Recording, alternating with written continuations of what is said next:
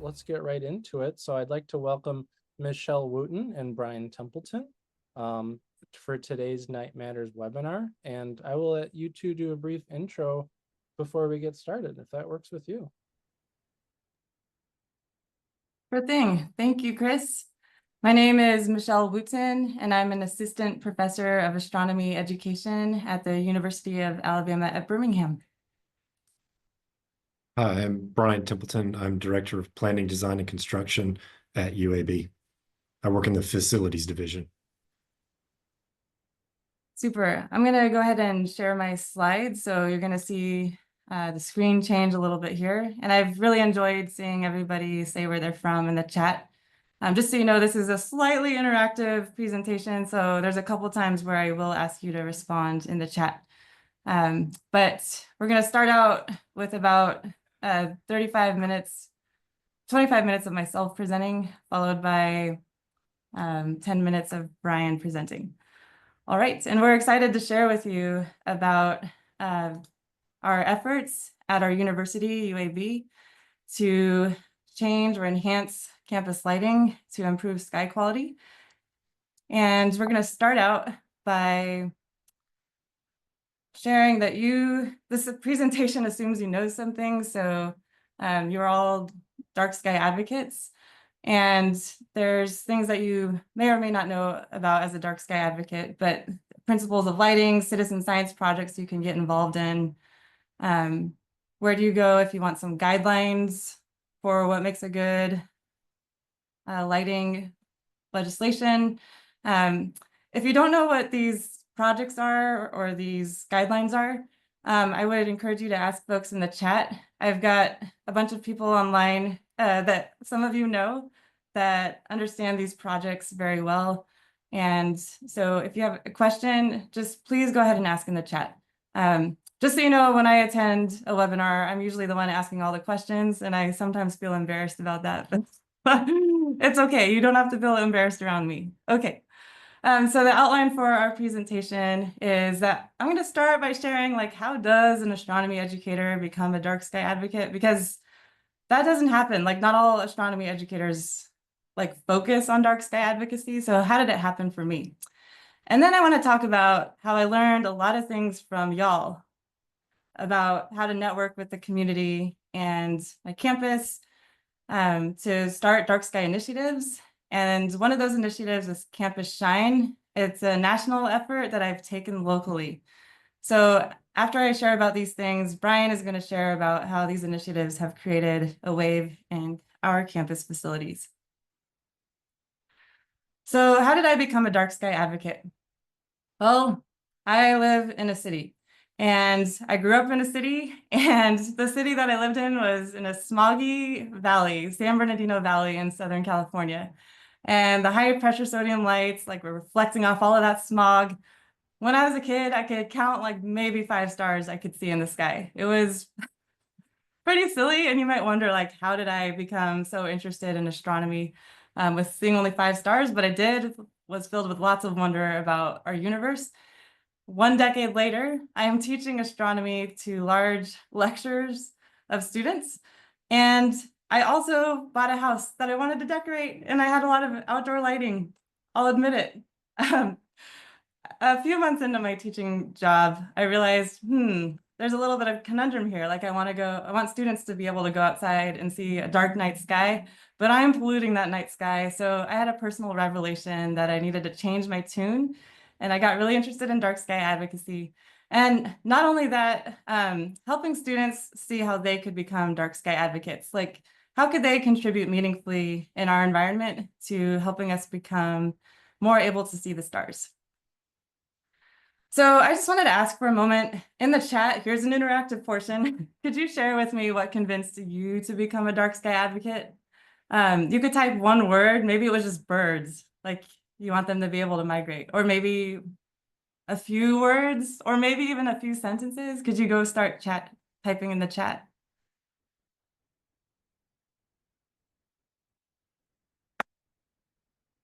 And Chris, could you read out a few of those comments? Absolutely. I'm seeing my grandchildren, beauty of the night sky, wildlife, sleep and circadian researcher, When I was a kid, I could see the Milky Way from San Fernando, California. Birds. Family member convinced me. Love that one. Public health. Realizing at Kitt Peak what we had lost by tuning in. Guy. That's great. Yeah. Kitt Peak is an observatory near Tucson, Arizona. And I wonder if that was my mom. My mom is on the call, and she became a dark sky advocate after getting to know about my cause. Okay, so thank you, Chris. My initial dark sky goals, like when I became a dark sky advocate, were to adopt the practices that you all were using in your communities and just see where they lead. Like, I didn't really know what could be done. I just wanted to extend my feelers. And I really had this uneasy sense of heading off into the unknown, like what's going to happen? Is anything going to happen? I just felt like I needed to have hope that something could happen. So in the next few slides, I'm just going to share like some of the few things that I did where I live that were mirrored off of the things that you do. So in my teaching, I had students make art that helped them explore their relationship to the night sky. So I would collect glass bottles that I used throughout the previous year and had students make cutouts from magazines like Nightscapes and use Mod Podge to make a scene on a bottle that they could use for the rest of their life that reminds them of their appreciation of the night sky. I also purchased some sky quality meters with the grants that I received, and I put these on reserve at our school library so that when students participated in Globe at Night project in my class, they were able to take measurements with these sky quality meters. And I was hired at UAB in 2021. So look at the map of Alabama on the left before I was hired. Birmingham is sort of in the middle of the state. I bet none of you knew that. But there's like maybe a couple people doing measurements there before I was hired. And then the yearly map from Globe at Night since then, hundreds of students have been making measurements near the Birmingham area. So that's been pretty exciting to see. And if somebody could put that Globe at Night link in the chat, that'd be awesome. Another thing that I did was I collaborated with local park educators. So I've had night hikes with my students at several parks. And one thing that's pretty cool during these night hikes is that we always start out the hike with red flashlights on. But by the end of the hike, students realize that, oh, I actually don't need a flashlight. Like my eyes adjust to the dark just fine, and they can see their way around. And I just love that. It's really exciting to see. I also looked at the Dark Sky Advocacy chapter map, and I saw that there wasn't a chapter in Alabama. So I reached out to local astronomy clubs and said, hey, do you want to make a dark sky chapter? And they said yes. And then we started asking other dark sky chapters about their naming, like what did they like or not like about their name. And Starry Skies North encouraged us to become a broader chapter across the Southeast for all those states that didn't have a chapter, and then some. So North Carolina has its own chapter, but they joined our collective as well.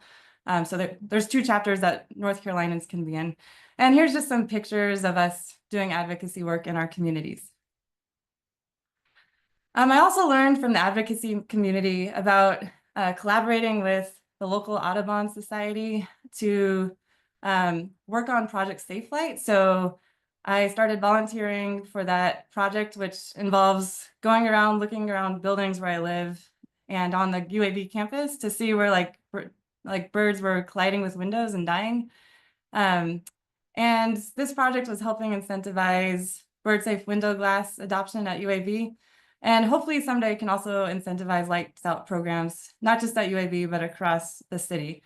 And the person I'm shown with here is Dr. Leanne Kozier. She's the Director of Conservation at Alabama Audubon.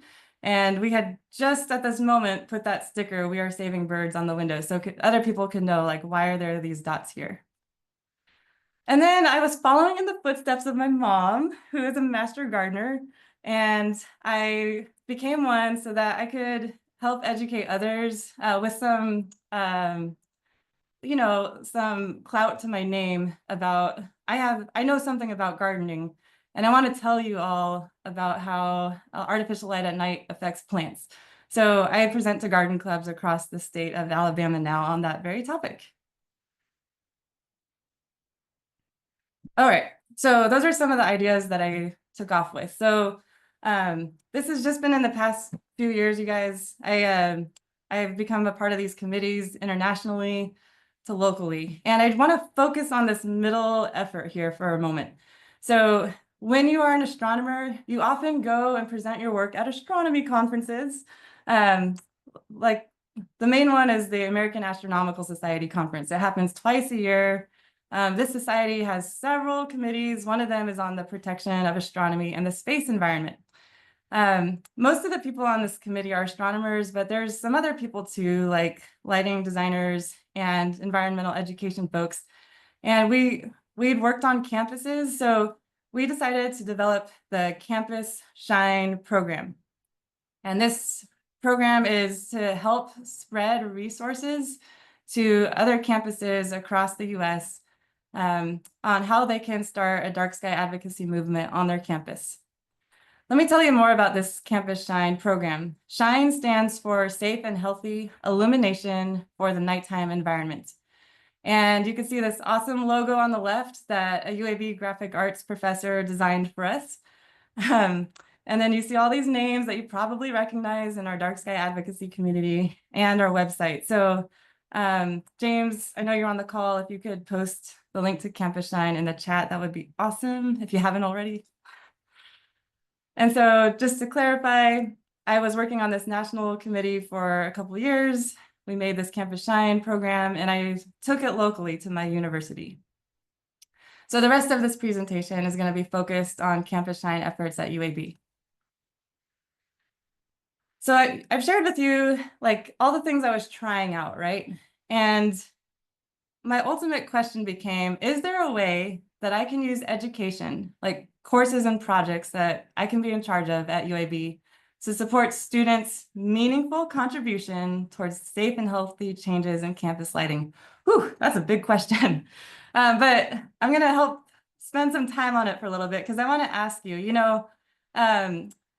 if you were working on this question yourself on a campus, like who would you go to for help? So these are ranked A through E. Could you just choose the one that you might go to first for help? Just type A, B, E, D, whichever one makes the most sense to you. And Chris, can you tell me, like, is there a majority vote here? Oh gosh. A lot of B's, C's. I think C's might take it. Okay. So guess what? There is not an environmental science program at UAB, so I couldn't go there. So I did what I think a lot of you are suggesting, and I went to the sustainability office because surely they could help academics like me connect their work to issues of sustainability at a more facilities-like level. And I was definitely too scared and unaware of what facilities was or how they operate to go to them first. So sustainability it was. And what I want to say about that was that I did meet with them in the spring of 2022, and it was a little depressing because they said, Michelle, yeah, we know you're interested in this topic, but we met with our energy management team, and they said, nope, we're not going to focus on this issue right now. So SOL, you're so out of luck for now. And that was depressing for me for a year because I felt like UAB was my one lever that I could make change on, where I had some leverage. So at the same time, though, I asked a professor in mechanical engineering to be my academic mentor. I had gone to a social justice cafe on how to teach social justice issues in science, and he was very versed at this, and I wanted to learn from him. And we've been talking for a few months, and all of a sudden one day he asked me to tell him if I had any projects that students that he teaches could work on related to light pollution. And it just so happened that at the same time I was reading about University of Utah's student drone projects on the DarkSky Advocate Slack channel. So I had these ideas brewing, but not really sure how to put them in place. Like, could I have our engineering students create a drone? And so come the summer, fall 2023, I finally found a way in to meet with facilities and sustainability to discuss a drone project. And the idea is when you're in an urban environment like ours, taking sky quality measurements from the ground sort of doesn't make sense because you're going to get individual lumens from lights instead of just the general sky quality. So if you can get a drone to fly above the luminaires, you can get a better sense of the general scatter of light. So we proposed this project and it was accepted. And so over the next year, this initial engineering student team made a drone and it flies. So in the spring 2024, this drone flies. And it was so great because now I had connections and facilities who were helping me out with this project. Like the main question was, if we fly this drone periodically, can we see that we're actually improving sky quality over time? Like as we maybe change lighting so that it's more dark sky friendly? That was our big question.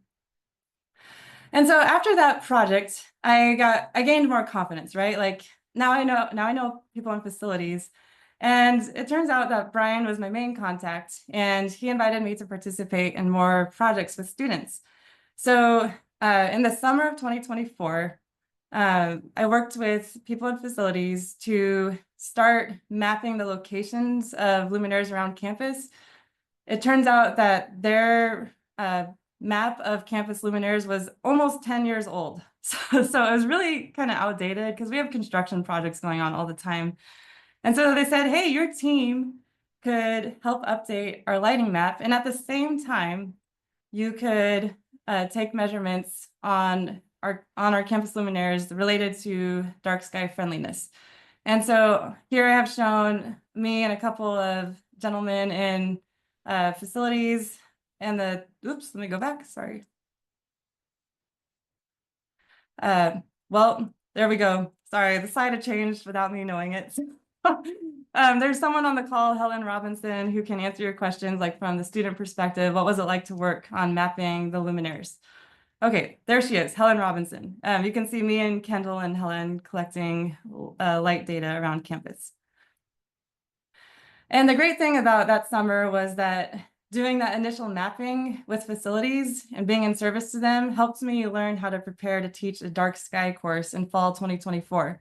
Now that course was at least 2 years in the making. It takes a long time to get approval to teach a new course at UAB, but I got it approved. And so in the summer, what we accomplished was we just focused on a small subset of campus. All the yellow dots are locations of lights where that we updated. The white ones are lights that no longer existed on that original layer that was 10 years old. And then you see some orange ones. Those were ones that were not on the layer that we added.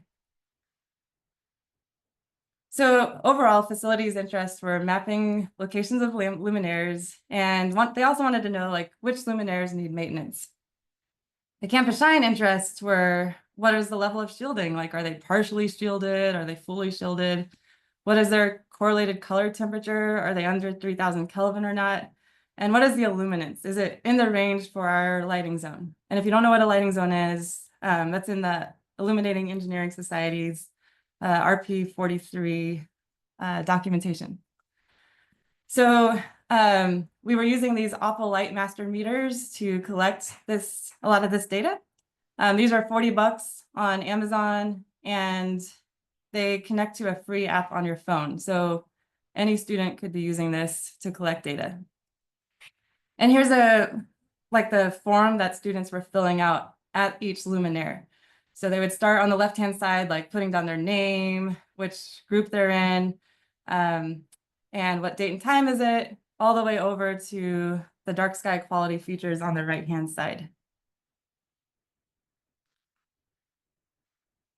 So fall 2024 came and I get to teach this really awesome course. And I don't know about your campus, but what I've heard is that's like a general trend right now that campuses are working on connecting student learning to their local environment more so.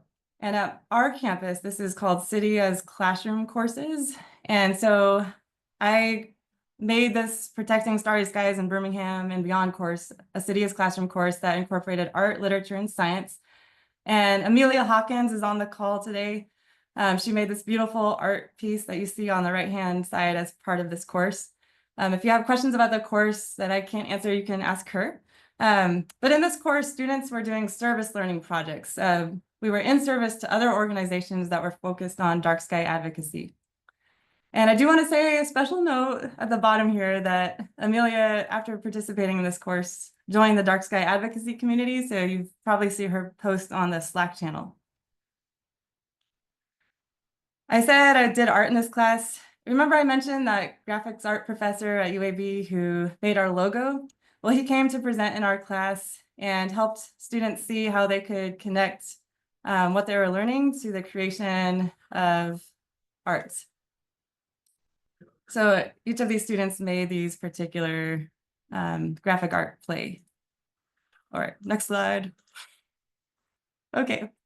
Another thing we did, I've already talked about Project Safe Flight. Students got up in the early morning and looked for dead birds with me and contributed to Alabama Audubon's efforts. We were in service to UAB facilities, mapping campus lights, taking measurements on how dark sky friendly they are. And just a reminder, this is the small piece of campus that Helen had helped me with in the summer. But with this course and having 10 students working on this project, we were able to cover a much broader base. So the red dots here are the old layer, like all the lights that facilities used to have on record that we were trying to update. So the yellow dots are the ones that my students helped identify like new locations, their accurate new location for. And the orange lights here again are new lights that had never been mapped before. The third and final service learning project that we did in this course was we went camping out at the Whaley Land Conservation Center and helped them do a lighting inventory. So we mapped all of the lights that exist on that facility. And also, I'm so grateful to Brent and Don Davis, who taught me how to do nighttime photography, because I got to take this great panorama. And the goal was to see if this place could pass the initial application inquiry to become a dark sky place. And indeed, we did pass that initial phase, but I think the park is still deciding whether they really want to go all the way. So please keep your fingers crossed for us. One of my highlights as a professor was getting to see students present their work at various poster presentation days on campus during the end of fall semester. And I was so excited that Amelia and her partner, Alex, won the first place in service learning at the UAB Expo on their work at the Whaley Land Conservation. Go, Amelia. Okay, I've just got a couple more projects to share with you, and then I'm going to hand it off to Brian. So in the 2023 to 2024 year, you might remember we had this drone flying above campus luminaires to make possible the collection of sky quality. But there's like another year coming, a whole new set of students. So in the summer of 2024, Brian, my mechanical engineering mentor, and Helen met up together and said, what could this new project be? And we were looking at these terrible glaring wall packs around campus that probably don't need to be having all that glare, right? So there's a group of new mechanical engineering capstone students. I know David is on the call today. If you want to ask him questions, you can pop them in the chat. But they're developing a shield for these wall packs. Here's the design. Sorry, so it started out in the fall of this past year of taking lots of measurements around campus on each light. And the idea is they want to make a flexible wall pack shield to cover many different sizes of lights around campus. So here's the design that they came up with. I think this graphic is so cool.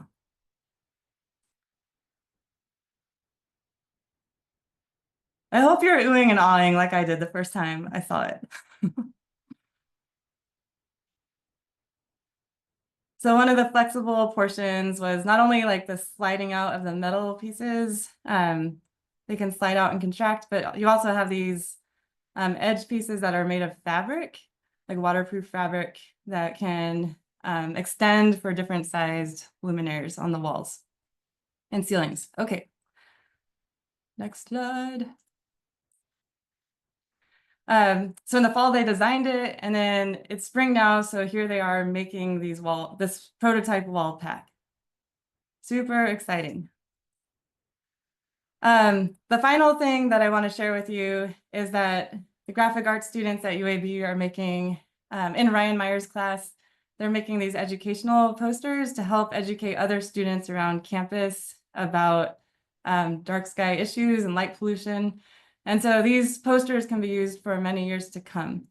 And with that, I want to go ahead and turn it over to Brian, who can contextualize a lot of these projects and describe how it's potentially going to make a wave in our lighting procedure at UAB.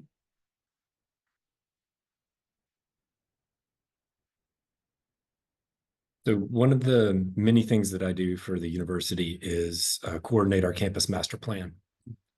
And we update that master plan every 5 years. And we are in a cycle this year of finalizing our master plan update. So this was kind of very timely when Michelle reached out last year and started inquiring about our lighting. Lighting was definitely something that we had started to notice could use some improvement around campus for lots of different reasons that I'll get into in a second. So the goal that Michelle and I came up with is, can we update the campus master plan to better comply with the 5 principles of responsible outdoor lighting?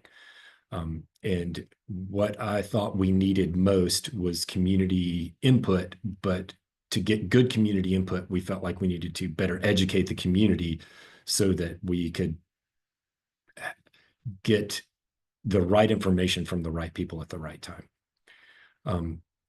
So in our campus master plan, we currently have a standard for lighting.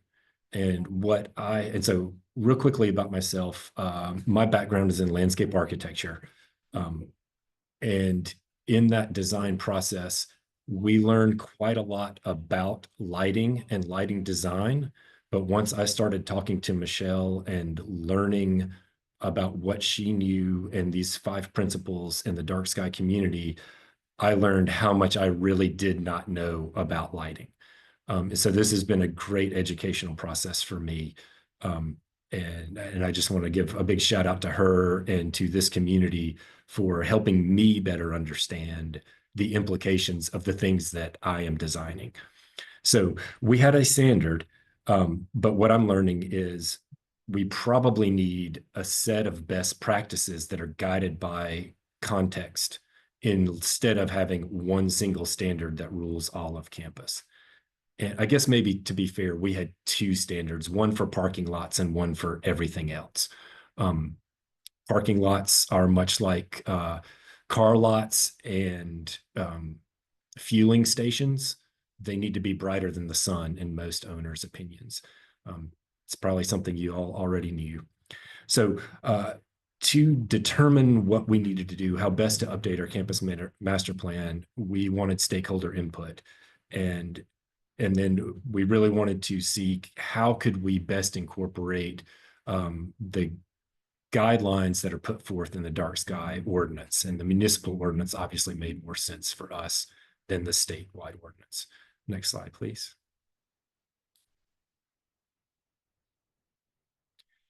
So obviously we needed to identify our stakeholders. There's lots of different groups on campus that need to have input.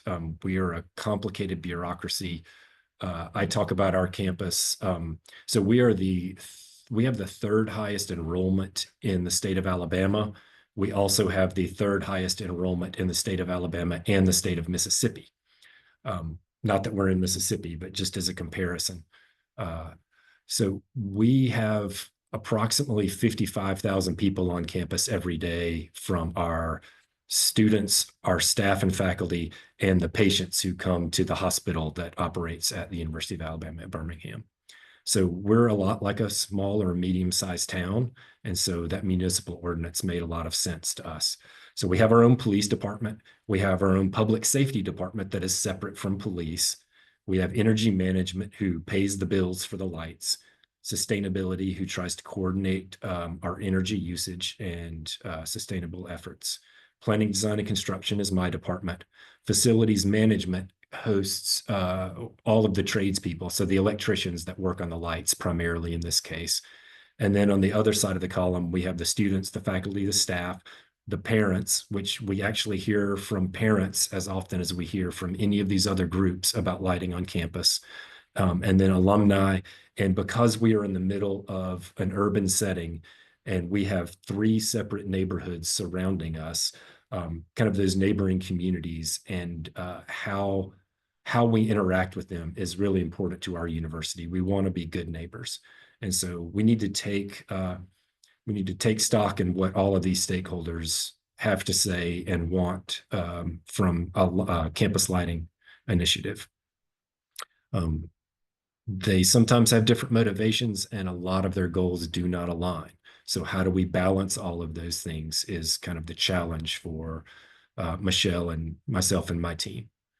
Next slide, please.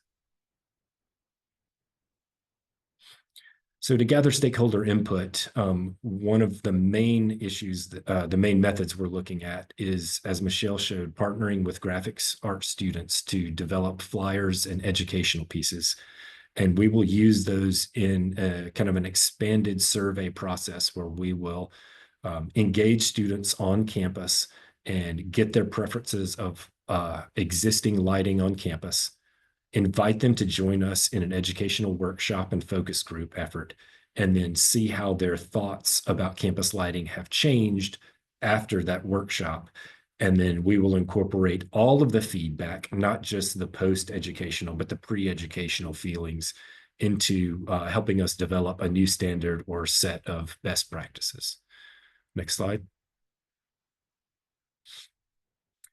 So to talk about kind of our existing liabilities and what we felt like we had to deal with on campus. UAB is a young university. We are just over 50 years old. And for a long time of our campus's existence, creating a strong, cohesive, traditional campus environment was not the focus. Our focus was on a professional school. We started as a school of nursing and a school of medicine, and we have grown into a full-blown research-based university, and with the largest health system in the state as well on our campus. So our campus has grown very quickly, and so quickly, in fact, that we didn't have the ability to correctly plan for that growth while the growth was happening. One of the areas where we can see that is in the lighting that's happened around campus. So we have some areas of campus that are grossly overlit and some areas of campus that are grossly underlit. I've only been at this university for a little over 8 years. And so a little bit of my impression of what has happened is we had people who were doing the best they could without enough resources. And as I was ignorant of lighting design, I assumed they were as well. They were architects, they were campus planners, but in the training that I received, I assume they received even less training because of what I know about how campus planners and architects are trained. So we put our trust in the experts, and here experts is in quotes. And I saw in the chat that there is a lighting designer on this call, and some of your questions were correct. Like, we need more lighting designers involved in these. The issue, in my opinion, is that architects, landscape architects, and planners think they know a whole lot more than they actually know.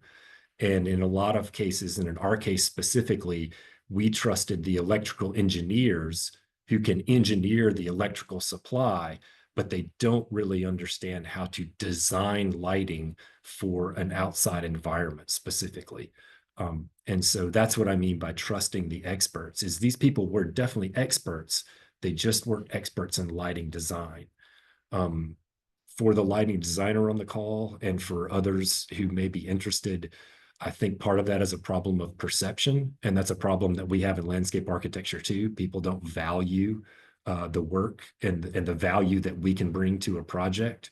And a lot of times when project funding is short, which is always the case in public universities, we don't always get to include everybody we want to include. It's not a great excuse. It's just the reality of how we have to operate sometimes. So a big advocacy and a big promotion for including lighting designers in the process that would have saved us a lot of these headaches. Another big issue that we had on campus is the myth that more light and brighter light means increased safety. So obviously, being a university campus, safety is extremely important to us. It's one of the things that we always talk about. Being in an urban campus, it is also maybe even more heightened because we have elements that we can't control as easily coming across our campus. So we have to be open to the public, and in an urban area, that means a much broader type of public than you have at a land-grant institution or a campus that's not in the middle of an urban area. And so one thing that I usually talk about when I'm talking with our public safety and our police department is this incongruence between the perception of safety and what the data about safety actually tells us. So I think Michelle can back me up on this. The data says our campus is extremely safe. But if we go do a survey of people across campus, their perception of campus safety is going to be that it is not that safe. And so that's that kind of incongruence that I'm talking about there. To address kind of real quickly as a close up, like where we think we have easy wins in implementing those 5 principles of better lighting design is this last little section. So controlling them, we have great buy-in on control. Everybody wants more control of our lighting. Nobody disagrees with that. The problem is that it's really expensive to achieve, especially when you're retrofitting. Our campus, just for reference, our campus is about 100 city blocks. Our city blocks are roughly 400 to 450 feet square. It's not a set standard, but just so you have an idea, I think we're about 12 acres, if I remember correctly. And so we have around, at last count, we had over 4,400 lights on campus, exterior lights on campus, and that's just lights on posts. That is not lights that are attached to buildings. We have no idea how many lights attached to buildings we have on campus. That's a lot of our goal, is to document and inventory all of this information. So control was a really easy win. Everybody agrees. The problem is we can't fund it, at least not right now with our current funding model. Targeted lighting is pretty easy for us to change and make that our standard moving forward. And in fact, I would argue we have already done that with our campus pole lights. Our standard is a targeted, almost fully shielded, if not fully shielded, light for our post lights. Our building attached lights are a little bit different, and I'm working really hard to change those. Color, we thought, would be a really easy win, changing the light color. But what we've found is different levels of leadership kind of have their own preferences and their own perceptions of what type of light and what color light is actually brighter than the other. So there's maybe a misperception about the difference between color and brightness, and just the way people perceive things. And then again, the expense to retrofit all of our existing over 4,400 lights is quite large, to try and implement that across our entire campus. So where we thought we had kind of some easy wins, they each have issues. And as you might have guessed, for a public university, funding is the primary issue that we are trying to overcome. We do have good buy-in, and we think that the stakeholder input is going to hopefully support what we want, or at least push us in a right direction to get to get our best practices aligned with what our students and faculty and staff and the rest of our stakeholders want. Public safety and police are also obviously large stakeholders in this, because if they're not behind it, it's not really going to happen. And then facilities management, energy management, because they are the group that really controls all of the lighting at the end of the day. So we have to work with all of those really closely in developing this kind of set of standards or best practices. So that's, I'm going to wrap up there, and I'm happy to entertain questions or whatever comes next. Great. Thank you so much, Michelle and Brian. Everybody, don't want to speak on your behalf, but this was just a great talk. I know I learned lots, and it's a great insight to what you are working on. Folks, if you do have any questions, please do let us know in the chat or follow up in the Q&A portion of your screen. Also, Michelle and Brian, if you'd like to get in contact anyone, or I know there's some other campus shiners on the call, if you want to drop your emails in, I've seen that happen in the chat already to get connected. And just to remind everybody, this meeting webinar is being recorded and will be posted to our YouTube channel, just in case there's somebody missing from the call, you want them to hear this as well. So first question that we have, I think we'll start with a lighter one. Michelle and Brian, what's that key takeaway that you'd like participants of today's call to walk away with, or what's an action you'd like to see from everybody? I'm not sure about an action, but I think the key takeaway from me that's been really important for this whole process is the value and the power of collaboration and building a strong stakeholder base. That's something we really focus on in facilities here.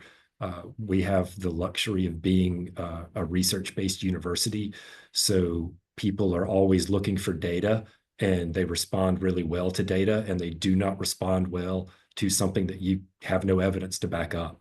So that's one of the impetuses for us trying to get stakeholder groups together and trying to do surveys and create documented data for what we have. And then I think the one last piece is something that I learned. I'm, in addition to a landscape architect, I'm also an arborist, and I used to do urban forestry inventories.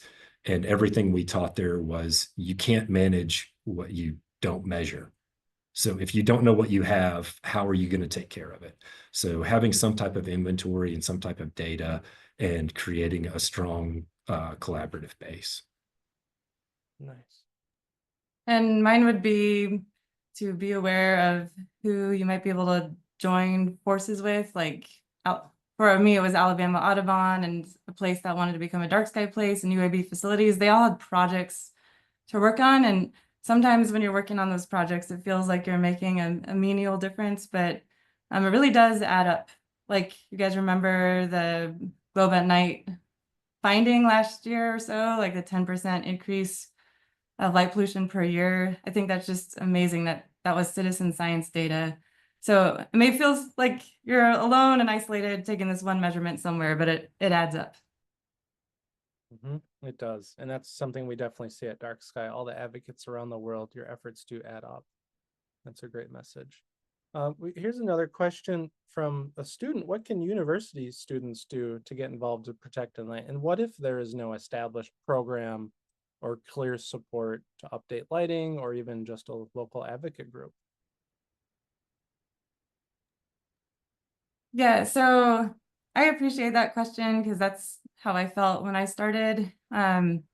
So the first thing I would do is look on the DarkSky advocacy map to see if there's a chapter near to you.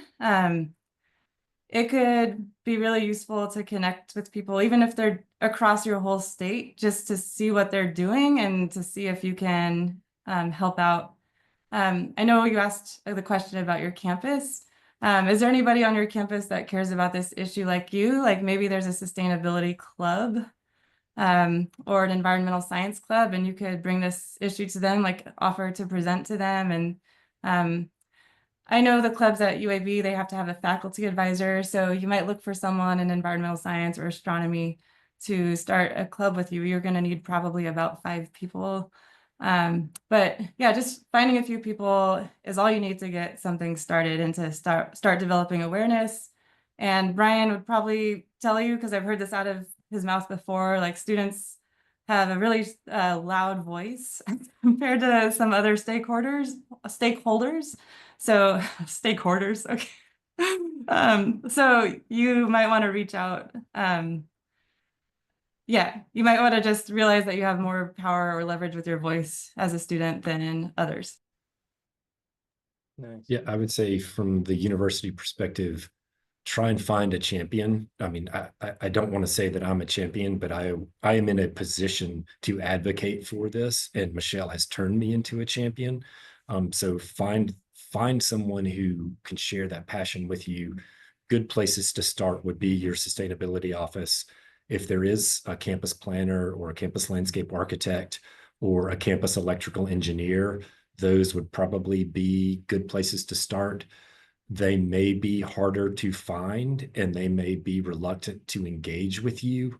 I don't think I'm unique in that I'm happy to do that, but I'm a campus brat. I grew up on college campuses. I love college campuses, and I have been enrolled in university classes for most of my life just because that's who I am. And I like to always learn. So it was easy for me to want to engage with students. And the big push at UAB that I think kind of brought all of this to a head was what Michelle referred to as the city as a classroom. Our university president has talked about our entire campus being a learning lab, being a classroom. And so just kind of finding these people that are talking about these types of ideas and seeing if you can get any traction with them. And if you do get a little bit of traction, claw out as much more traction as you can and try and turn those people into advocates and champions. Great response. I just want to take a quick pause and let folks know that Michelle was actually featured in our recent edition of Nightscape, which is our quarterly member benefit magazine. If you wanted to check out that digital issue or become a member to get the next copy, I just posted a link in the chat. Now, Brian, you're bringing up the city. We had a question from, I think it was Laura. How aware and engaged is Birmingham? Laura recalls from 2022, there's a lot of waste, terrible high glare, overlighting. Is the city involved with some of these conversations? So that's actually a great question, and it's kind of a complicated answer. Around 2022 here, the city turned over all of their street lights to the local electric utility. So maintenance and management of all of our street lights in the city are now also under the utility that provides power to those lights. UAB is in a situation that was part of what I referred to earlier with kind of our immature and our growth and trusting the experts. And I think somebody alluded to this in the chat as well. Too often we rely on the vendors as experts, and we lease a lot of our lights from the local utility as well. So you can see where there might be the appearance of a conflict of interest in some of those cases. And I think that can go back to why we have some areas that are overlit, some areas that are underlit, and probably too many lights, too many actual fixtures and luminaires in some locations. And again, I think had we had the guidance of good lighting design, we would have been able to have overcome that or not gotten ourselves into that to begin with. So sorry, to circle back around, the city is not really very involved because they have turned over management of the lights. And while we have a really good partnership with our local utility and a lot of the data that we are using has come from them, we still, it's difficult for us to impact the city's streetlights. So we are really only focused on the lights that UAB can own and control for right now. I think once we get a handle on this, then branching out into the city would be a good next step. But honestly, it's a pretty big lift right now just working on campus. And this is neither Michelle nor my full-time jobs. So we're trying to stay focused on something that's very manageable for us. Michelle, anything to add there? No, except that somebody was asking in the chat about the city surrounding us having a lighting code, and they do. It's a little bit lengthy. It has some lighting, dark sky friendly lighting principles in it, but not entirely. The alignment between the campus standard and that code is not like one-to-one, so potentially we can work on having more alignment. The only thing is that when I see new lighting installations going in around the city, I don't think they're following the lighting code. So I know you all know that enforcement is an issue. Even though you have a code, it might not be followed. I think that's at play in Birmingham. Another one comes up. Has crime prevention through environmental design, CPTED, come up at all? Yes, actually, that is specifically how I started to work with our new chief of police.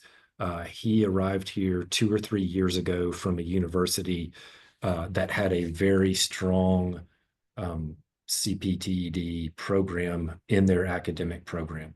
And he actually approached us about some of those. And when I worked in private practice before I was in campus planning on the campus side, I did some of that type of work as well in the cities that I was working in. So that was kind of a good area for us to generate a relationship, and that has helped these conversations about campus lighting and perceptions of safety. We, as a campus, we would like to implement more of that, but it is that is also a heavy lift into how do we integrate those types of principles without increasing the cost of our construction projects too much.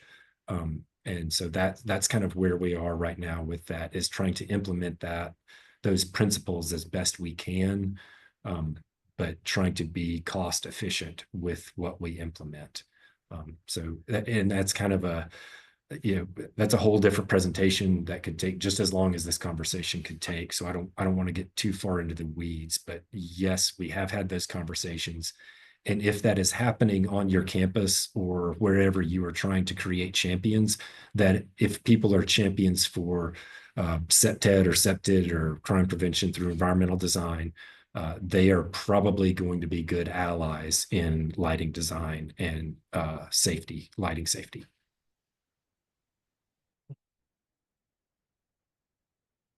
Great. Here's one that actually comes from DarkSky. Is there any national organization of college facility professionals to whom DarkSky can address this messaging that you know of? Yeah, so there is a group called the Society of Campus and Urban Planners, SCUP or SCUP. That would probably be a good group to reach out to. Another group that I am familiar with is the American Society of Landscape Architects. That's our professional association for landscape architects. And they actually have kind of working groups or participant groups. And one of those that I used to work in is the campus planning group. And so they have a lot of different kind of little subgroups like that work on special topics. So both of those groups I would say would be really good ones to reach out to. And then electrical engineers. And if you are a lighting designer looking to get more involved and you are not finding good purchase or good ability to get involved in these types of projects, maybe trying to partner with an electrical engineer is a good way to go, or trying to partner with an architecture firm or a landscape architecture firm. Let them know that you have these services and the skill set. When I was in private practice in landscape architecture, our firm would normally do what we call a conceptual lighting plan. And then if the client really liked that idea, we would refer them to a lighting designer who could actually work out the details of the lighting design, because we knew we didn't have that ability in-house, and that person could do it way better than us. So again, finding those partnerships, that can support you and promote your skill set, I think is the best way to move forward. Great. So another question, and folks, if just a few minutes left, please feel free to keep submitting your questions. If we can't get to it, we can take it offline, or I know there's been some emails posted in the chat if you wanted to follow up with either of our speakers, but we'll just take a few more. There's another question from the other Starry Skies. Data is great, but it's often overwhelmed by emotion when the discussion turns to safety. Have you found any strategies to counteract the emotion-driven safety concerns of lighting? Michelle or Brian?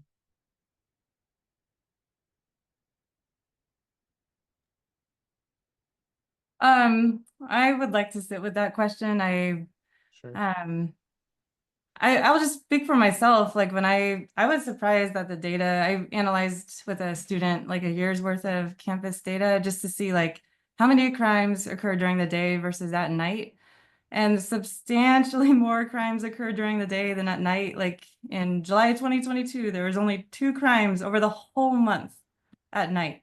So when I saw that evidence, like it changed my whole emotional perspective walking around campus. Like I'm not afraid to walk around at night. And Brian could say more about how many of the crimes are actually like personal assaults or whatever. And I don't think we've had anything but like petty crimes for a while. When I say petty, I mean like breaking into a car or something. So I just know it changed mine. And then when I talk to students about the data, they always seem surprised. And so maybe the surprise is a emotional reaction that is useful to them, but I'm not sure yet. So I'll keep dwelling on that. Yeah, that's a great question and something that we really struggle with. And I think that's something that we struggle with as a society, right? Is right now in our society, there's a lot of people who make decisions based on emotion, even though the data and the facts don't necessarily back up that position. So I think my main strategy has been not to argue the data so much, but to try and find what is the root cause of that emotion, and then trying to understand how we can address that emotion and address that root cause to change the emotion or change the way people are, the intensity of that emotion. It's a really difficult thing, and I think if somebody could really master that, then you can probably make a lot of money and or be president or do whatever you want like that. That's kind of the like holy grail, I think, for a lot of people, especially in communication. I definitely think that is something that is not it's not specific to lighting design, but it is a very important question, especially when we're talking about safety. And if you find out the good answer, please let me know. But yeah, that's my current strategy is trying to understand where the person is coming from and what is causing that emotion, and then trying to address them on that level instead of just firing a bunch of data or a bunch of logic at people. As somebody who studied logic in college, if people aren't used to logic and they're very emotional, they are very opposed to a logical argument. Something we've all found true. Absolutely. And Alex in the chat adds, perception is what matters at night. And that is a astute observation. So I know we're just over on time. I will want to just close it out. Michelle, then Brian, what are you looking forward to? And any last thoughts you want to share with our participants? One of my favorite pieces of working on this project was Brian is just when we'd walk around at night, like looking at lights together and thinking about projects that students could do to help address certain issues. The time spent together at night, like we could have conversations about new ideas. Like it was kind of like, instead of just being in these 1-hour blocks where you have like a big agenda that you're always plowing through, kind of having more unprescripted time gave way for ideas to develop. And that's been my favorite part of the process. And I continue to look forward to working on stuff with Brian because he's a great collaborator. Brian, you want to close us out? Sure. Thank you, Michelle, for that shout out. Yeah, I think it's just finding people who share your passion and are willing to work towards finding the right solution, but also being open-minded about what the right solution is.